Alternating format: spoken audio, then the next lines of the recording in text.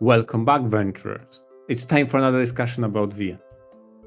I am Emar, and together with Tauros we deliver the March Readport. I certainly had read my fair share this past month. But how about you, Tauros? What you've been cooking? Yes, well, as for me, I've been reading a fun little title called Full Metal Demon Muramasa. This is one quite of a popular title, and now I finally get to talk about it years later after it was finally translated into English. And so, I suppose this is the best time I'll ever get to say it. This is not a story of heroes. Perfect. Perfect, yes. For anyone who's not aware, Muramasa is a story set in alt history, post-World War II Japan, and it is one where mechas have always existed, and the technology for these mechanical, superpowered armor has somewhat changed the idea of hand-to-hand combat. These mechas are super strong, extremely fast, extremely durable, and so having one of these mechas makes you quite the formidable warrior. And there's certainly plenty of lore and history about those, but it also ties into the whole samurai spirit as well. Our main character, Kageyaki, is on a quest to take down the greatest evil plaguing the land. One of these mushas rampaging around without rhyme or reason, leaving mass destruction in its wake, and it is his quest to take it down. Now, this is developed by Nitro Plus, so you can expect that Kageyaki's journey is going to have plenty of tragedy, plenty of bloodshed, plenty of evil in its wake. It, like I said before, this is not a story of heroes, and you will pretty quickly learn to appreciate just what that means in this VN. I'm really enjoying it so far. At this point, I am past chapter 2, so, I don't exactly know how long it goes because I'm kind of trying to keep myself unspoiled. The first time you read a VN, you gotta go through, completely blind. That's just the best way to do it. Yeah, after you get an ending, after you think you've got a handle on it, then you look up a guide and, a spoiler-free guide, of course. But that's how it goes. Anyways, so I think I'm about a quarter of the way through to a first ending. So far, the story is building up very nicely. I've actually been a lot more interested in this than I thought I would. Even though this was heralded as one of the most kamiges of visual novels, it got an English translation years ago. And that was a whole huge event in itself, one of the most hyped releases of its time.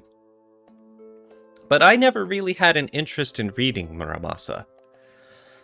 And just personally, I can explain that it's mostly just because of my tastes. For one thing, I don't actually really care for those, the Japanese feudal era period pieces. With like all the ninjas and samurais and... Okay, so for you, this feudal setting, ninja samurai, just like very cringe, you prefer nurses. Okay. And a hospital setting. Right? How could you? You just interrupt me just so you could go off about, Tauros and nurses. I just wanted to make oh sure my god. Oh my god. If I get that correctly. No, because I always feel like these kinds of settings, they tend to dominate the spotlight more than, the story, the characters, the plot, all of that. It's good stuff. I know we're all weebs, we read visual novels, everyone loves that kind of stuff. So I understand I've kind of always been a loner in that regard. But, so far with Muramasa, it's actually been great. The setting has been an amazing backdrop for everything that's been going on. It's been very complimentary to all of these tales of tragedy and bloodshed so far, as well as all the action scenes. So actually, I've been pretty impressed on that front. The other thing... What? Oh, yeah, you want to say something? I wanted to go back to what you said about the setting. Because I feel like now, obviously, now I'll take it a bit seriously more. But you are right that there are some VNs that treated that kind of setting as a window dressing, and it's overbearing sometimes if you do that feudal Japan insert excuse for whatever fantasy idea you have. And yeah, you know what? It can be overbearing, but at least in my eyes, I haven't run into something that was truly obnoxious or I didn't like. And Muramasa, I didn't really feel as strongly that it had to evoke that feeling. So maybe it was very tasteful in that approach. Yeah, because this is a frequent issue you'll also see with some sci-fi visual novels, where they just love their world building so much. And I'm like, okay, well, this is all cool, but can we move on with like the plot, please? Where's the conflict here? And it's like, oh no, I got a lore dump about more of my planetary systems. And so sometimes you get into cases like with Muramasa's kind of setting. I was very worrisome about this because it's the feudal era, it's, you know, the feudalish era Japan sort of thing, with the samurai and the countrysides. And then you're also getting this sci-fi element of flying mechas too. So I was like, oh, we're layering it on twice over. And we are going to get so caught up in the weeds with all of these info dumps and lore expositions and ancient history. But, like I said, so far, Muramasa has been very impressive. There have been some, you know, history lessons along the way, but they've been necessary and they've contributed, and they're very much still focusing on the conflicts of the characters involved and what's making them tick and their relationships. I think that's very impressive that it hasn't lost sight of what this story is trying to tell. So far, hey, big props to Muramasa for that. Big props to Nitro Plus. Another thing that I didn't think I would like that put me off from initially picking up Muramasa are those long, excruciating fight scenes. The kind where it's the two characters squaring off and time is slowed to a crawl and the text is just layering on all the tension, all the drama, all the minuscule details in each other, the mind games being played, all without a single punch being thrown, that kind of stuff. Again, I'm just not a fan of those. I feel like those are real easy to feel just ridiculous in the extreme when you have like poor writing or poor focus. I think a lot of VN readers encounter the fight scene that requires you high level of suspense of disbelief, because on one hand, it is described, it takes under 1 second, in a blink of an eye, everything happens, but on the other hand, you read so much text about techniques, legendary warriors. The first one to discover that technique is someone who went on a journey to Tibetan monks. Like, you get a whole backstory about a technique in that one sentence that describes a fight that and exchange of blows within 1 second. No, exactly, because like there's two extremes to it. On the one extreme, you have some VNs where fights just go on for like, it feels like 3 hours. And it's just non-stop action of just beating the crap out of each other and about all the terrible injuries. I feel my ribs crack under his blow, and then I punch him back, and surely he's now has brain rattling from that. And they're just racking up the injuries and all of the action without a care in the world. It's just, there's so much that happens, but none of it gets treated very seriously. And you know, you have a fight. You suffer some crazy injuries from Mortal Kombat, but then you remember the face of your childhood friend and you fight more. No. See, that's giving too much reason. That's giving too much emotion to it. Okay, fair. It's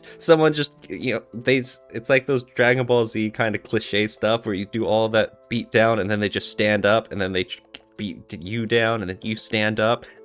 It's just back and forth until eventually it ends. That's the one extreme. And that's a little silly, especially in visual novels where they really love to have the text drone on and on for every little segment, like it's important. And then on the other extreme, you've got what I was worried about with any sort of, Japanese samurai style fights, where everything is just held under a microscope. It takes so long. We've got paragraphs upon paragraphs just for like the introductory moments of a fight before it even begins, just to set the stage. And then every single action, every single tweak, every mindset of philosophy just gets accompanied by more paragraphs of text. That's what I was worried about. But again, so far, Muramasa has been an incredible VN about it. Don't get me wrong, that is the focus, because there is a lot of swordplay, and as such we get, interesting insights about their stances, about their techniques, about how they're approaching the fight. There's a lot that goes into it, it's very much mental as well as it is physical. But so far, I haven't felt that any of the fights have, disrespected my time. That's what I mean. It's whenever you read it, it's enjoyable the whole way through. It doesn't feel like it's dragging, or it doesn't feel like the writing's getting self-indulgent at this point. It is very much tactical as much as it is brute strength. And I think that's a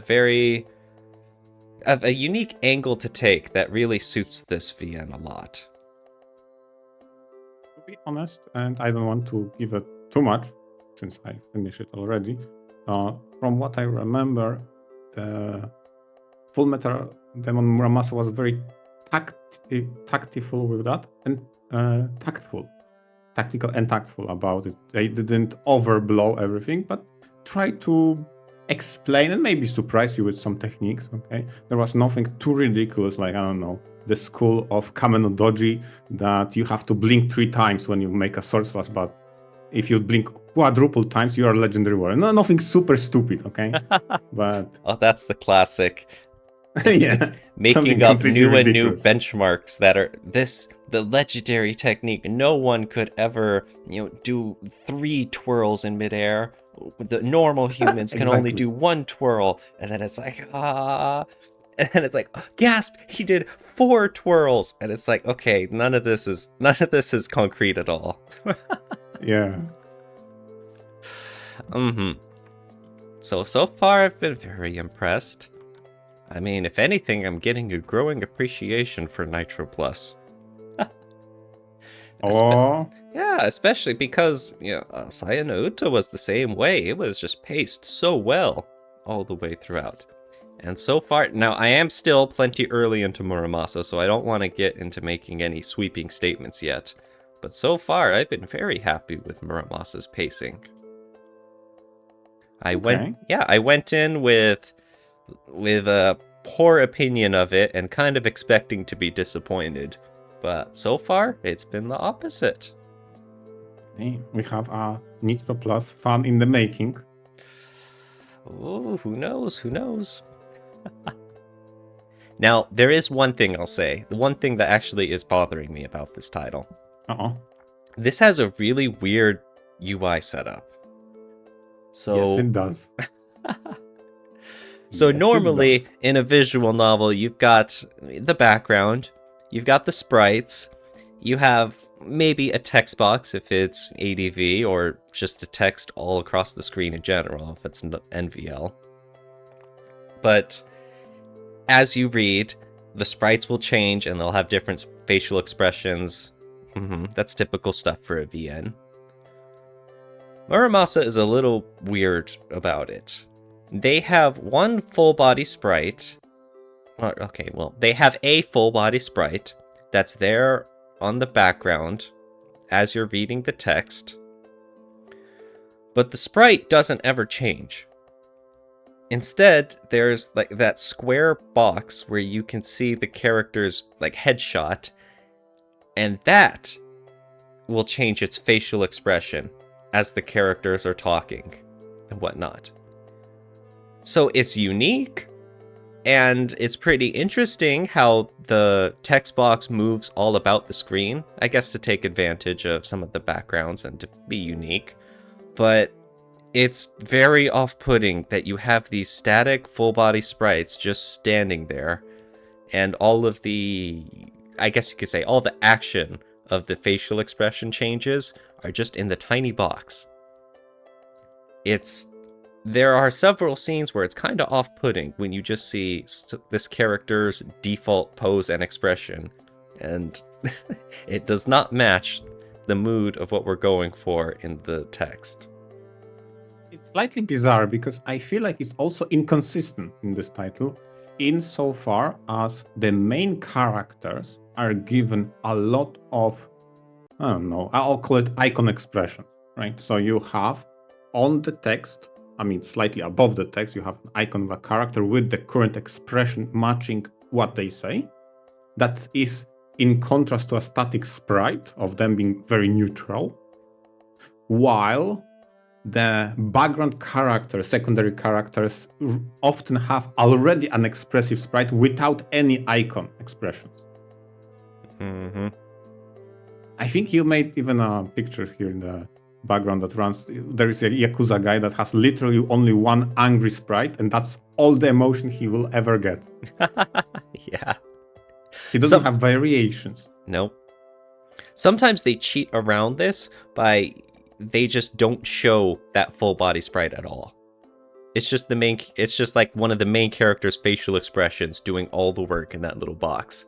And then you just have your giant screen with all of the background, and then you have your thin vertical text box in the middle, and then the tiny box of their facial expression. And I'm so confused. It's like, this cannot be the best way to use real estate on my computer screen. True. And why I meant inconsistent, and what was my main point is, where do you focus with your eyes? Do you try to look at the sprite because that's the expression? Or should you always try to find the icon because that's the, I guess, canon expression for that particular phrase? Mm-hmm. And it's inconsistent across main characters and background characters because one or the other doesn't have the same amount of care put into it. Yeah. It's not that big a deal. Yes, it's just a little weird, and it's off-putting, and I don't think I'm ever gonna get used to it. Yeah, it took me a while to where should I focus my eyes? Because the text box itself is jumping all over the place. Now I have a comparison of character icon with a given expression versus their character sprite with a different expression. Mm-hmm. And it's kind of a whiplash effect. Mm-hmm. Huh? Yeah. But anyways, the important part, I'm very much enjoying it. Hopefully I'll have more info on Muramasa for future reports for you guys. I'm looking forward to it. I have my fingers crossed, saying, one of us. It's fun. Mm-hmm. And while I'm doing that, what about you, Mr? What are you up to? Okay, we have to, okay. Okay. For my report, I've prepared Wayblazer Dammerung. Oh my god, where do I even start with this time? Okay. It is a story taking place in Kingdom of Mikelti. You, as a normal high school boy doing normal... Okay, fine, okay. It's fantasy world, so no high school life. You're a forager, gathering shrooms in the forest, basically.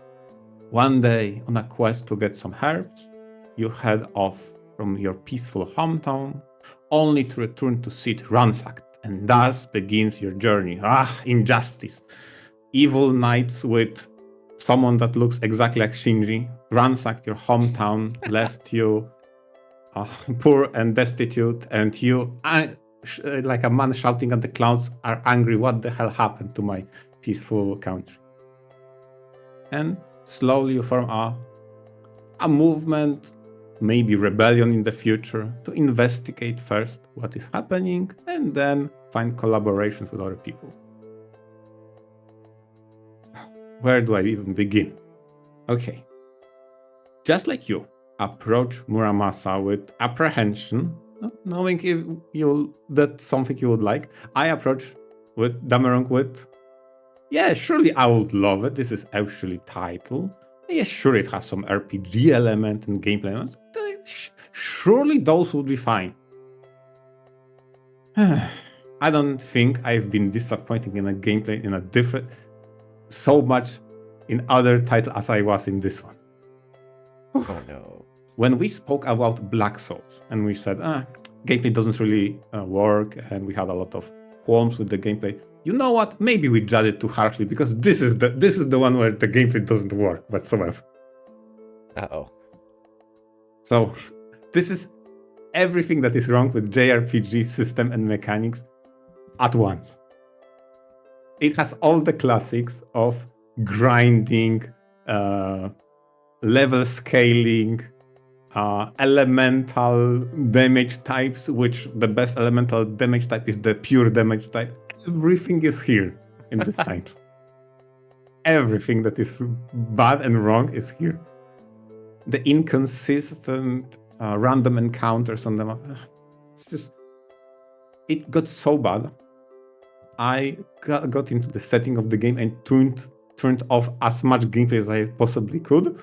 And for the purposes, because you are a forager, you got the resources, for the purposes of getting item drops, don't get me started, I create the script to auto-farm the game for me when I go on a walk outside.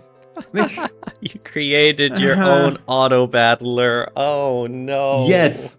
Yeah, exactly. So game. I know you mentioned that is there's some of the annoying parts, but how bad was the gameplay? Very bad. Like just no bueno. Like I said, it's grindy as hell. Obnoxious random encounters, inconsistencies. Then you have some rare drops or rare monster spawns that you need for some materials. And why I mentioned drops so much is because it tries to tie the gameplay to the story of you being forager and you, by going from town to town, sometimes you take on quests to help people, mostly gather resources because that's your specialty as a protagonist. So you go out to the wilderness and gather supplies. You need 10 bear asses, so you go hunt bears, right? Something like that. They really try to tie it together, but this is so just time wasting and so boring. And like I said, there comes an elemental mismatch on ice beats fire. I'm like, yeah, but who cares? Just use pure damage and you avoid the entire system altogether. It's so stupid. Ouch. So, gameplay was just no bueno. Nothing that I really liked in the title in the gameplay. So surely we have story. Story has to be good, right? Right? It has to be good. It is actually title, and those tend to focus on industry. So for example, Kamidori Alchemy Meister focus on exploring alchemy in fantasy world, how different races and fantastical creatures can contribute. Rhapsody, it's about being conductor. How do you develop symphony, orchestra, and your own group of people contributing to making a song? And here you have a forager, and slowly by creating your party that contribute to your growing investigation that will turn into rebellion, you encounter more of merchants, artisans, and people who are in craftsmanship. To help them, you find materials and they show you their works. So surely, if you explore fantasy from the standpoint of crafts, of industry, surely that will be interesting. But no, every single quest, every single interaction with a new town or NPC boils down to, hello, the new member of this town, Yuidiora, that is famous for their crafts and stonemasonry. What is your problem? You see, in our mines recently, monster has opened a nest and we don't know what to do. And you as a protagonist, as a good boy, say, okay, fine, I'll get rid of your monster. And they go, really? You'll do that for us? We would be eternally grateful. You do that, you destroy the monster, you engage in fascinating gameplay loop. You go back to town, you say the good news, there is no more monster nest. Thank you very much. Let you be blessed. Okay, you go away from the town, return back. You see, because money is tight, we don't have materials because import is so costly. If only there was a solution to somehow procure those materials. And like, okay, I'm a forager, I can go to those mines and get the materials. But oh no, on the deeper level, there are new monsters and they make a nest. Okay, fine, I'll go and exterminate the monsters. You'll do it for us? Oh, we would be eternally grateful. The same story beats keeps repeating everywhere. Ouch. So many times everything boils down. There are monster nests nearby in a nearby forest, cave, mine, etc. and any variation thereof. Every single time. I was like, wait, has to be something deeper than that. Please. So I thought, okay, I run into super unique quest. You go and find an elf in an otherwise human village. Okay, you have someone as an emissary from the elven village, now tries to incorporate herself into the human culture. Okay, fine, let's talk with that person. And she gets a summons, or there is something going on in elven village, maybe you can escort me on the forest, and on the way there's a monster nest that blocks the path. I'm like, no, it's the same story bit again. Another monster nest that needs clearing out. Jesus Christ, there's so many of the same kind of story every single time. It is so stupid. Oh dear. Now, I know that I oversell it on this point, but every single interaction, it feels like it boils down to two things. One, please tell me what is going on with your city, and do you know anything about corrupt nobility? And some people do know, sometimes know less, etc. And or help you with the current town problems to win over their good favor, so they will contribute to your rebellion. And both of them just boils down to monster nest and or nobles, and sometimes you fight knights. Oh, great break of pace. Instead of fighting monsters, you fight knights. And that's the whole gameplay loop. You know what? At this point, you know what I was hoping for? Please let me fight gods. Be JRPG that fights gods of destruction at the end. Please let it be so. Oh, that was I was hoping for that trope. That's the classic JRPG power curve. It's your first mission at level 1. Hey, can you take out these spiders down in the mines? And then, the end game, level 100, kill God. Kill God of creation. Oh my god, yeah. Oh dear. Okay, like, JRPGs, they have to keep giving you reasons to fight, chump mobs. So, to fight all of these, roaming monsters along the way.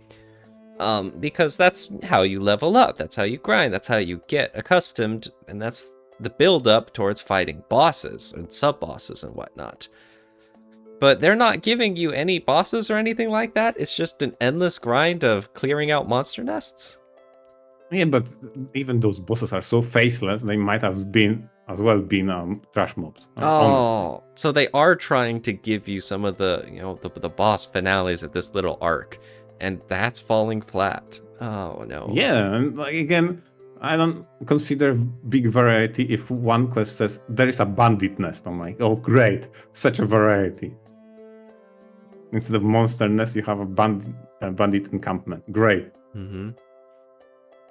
So if anything, JRPGs, they've usually had a history of great stories. You got to follow in that footsteps if you want to make the game good as well. And they're apparently not even really trying. It's just so many clearing out nests. I feel like, and I don't want to speak about VN potential or something like that.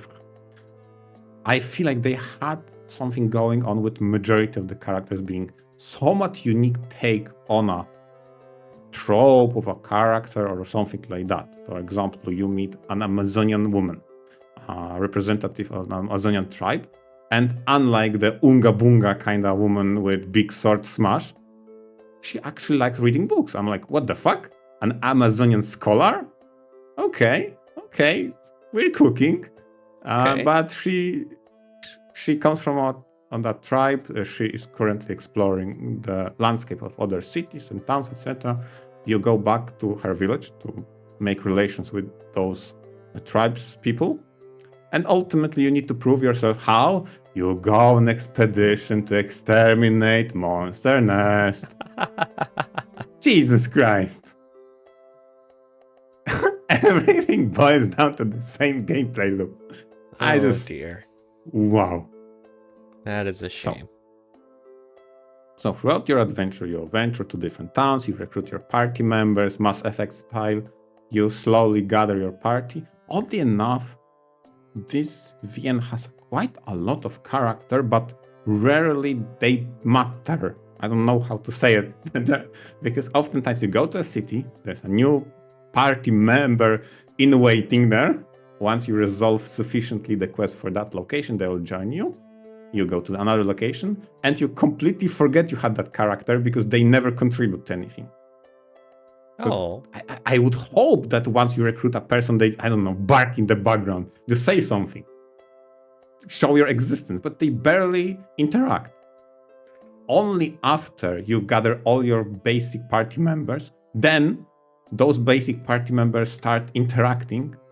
Like, I don't know, game is super safe on when they think you have enough party members so they can start talking. So if you imagine the game in acts, so if act first is to gather party members, then in every recruitment mission or end or quest, no one outside of protagonist talks. And you get act 2, so you have your basic posse of members, and then, okay, they are now allowed to talk about in dialogue to other characters. Talk. Yeah, but because at this point in story, you have a guarantee of having those characters. So they now are allowed to interact. I'm not kidding, that is so weird. That's never a good sign when your story of band of adventurers going out to save the world feels like they get to interact. I feel this is the problem of too many choices and open-endedness, because you have a choice of where to go next and you can pick from many choices. And because of that, the developers had to account to all variations of where you start with and how your party looks at given moment. So maybe you go to village A before you went to village B. So person you could recruit from village B cannot be a part of dialogue with village A, because you might have not get that person yet. Yeah. And it's just so hollow, honestly, because your party is like, yeah, I have 12 people, and only protagonist talks all the time. Unless this is that character's quest, and okay, they are allowed to speak, okay? Sure, now is your time to shine. After which, that's the bench there, go back there, okay? And sit and wait your turn. Don't even get me, I just remember, don't get me started. There is a $10 DLC you can buy for this game on Steam, and you get one character, one quest, one hot spring event, and she will disappear and will never speak again. No. Oh my god. That is such a scam. Well, I guess they gave you exactly what was advertised. They're like, hey, here's your new unit. We are not promising they're going to integrate her into the story at all. How dare you assume that? And in a JRPG style, somewhere in the end game, there is a trial of heroes. You can prove your might by something trial or other. And that DLC character is not included because she's not in the base roster. I'm like, that is so... Darn. That's a shame. That's always a shame when Yeah. you're hoping to enjoy your work and it just disappoints you more and more and more.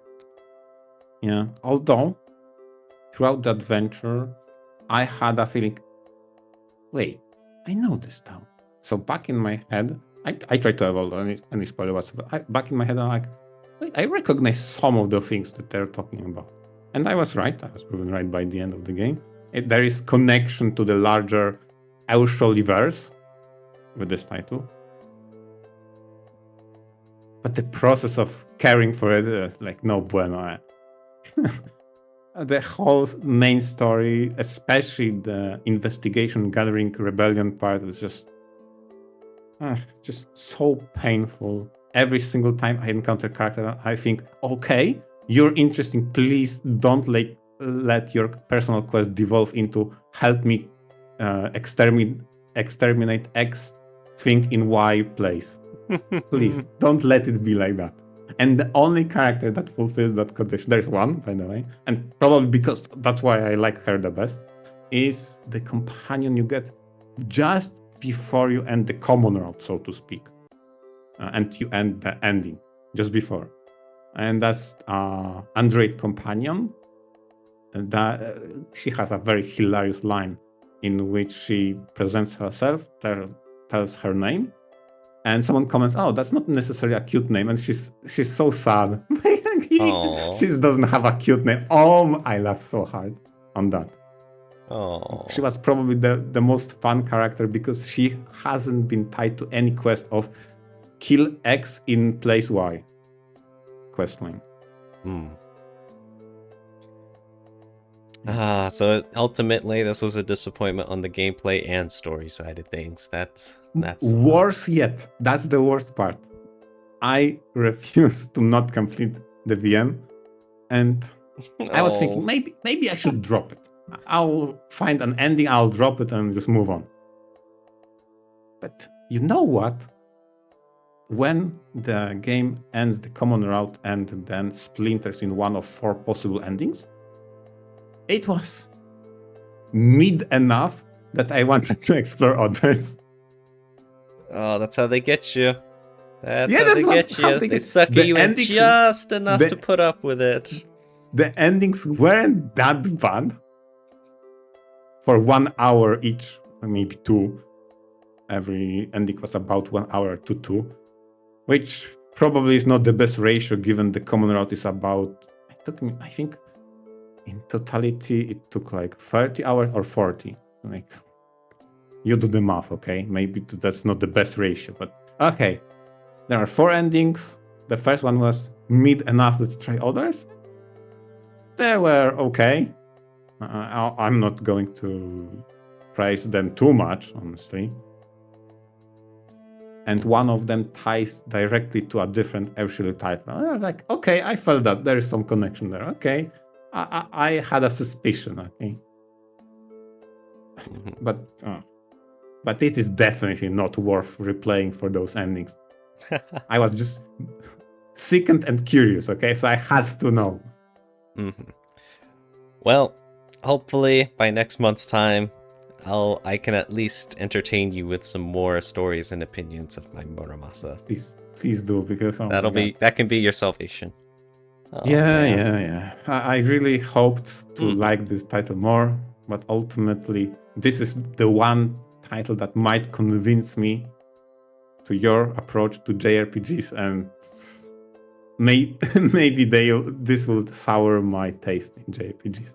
Oh, no! Don't let one bad apple spoil the whole lot of them for you. Yeah, I have faith. You'll find something good. You'll find more awesome stuff in the future. I hope. Yeah. I can only hope. But yes. That was my title. Yes, thank you everyone for listening. That was our report of what we've been discussing for the month of March, and hopefully you all enjoyed. Yeah. I want to thank all our listeners for listening in. Post it in the comments what you've been reading in March. And on that, venture out. Venture out.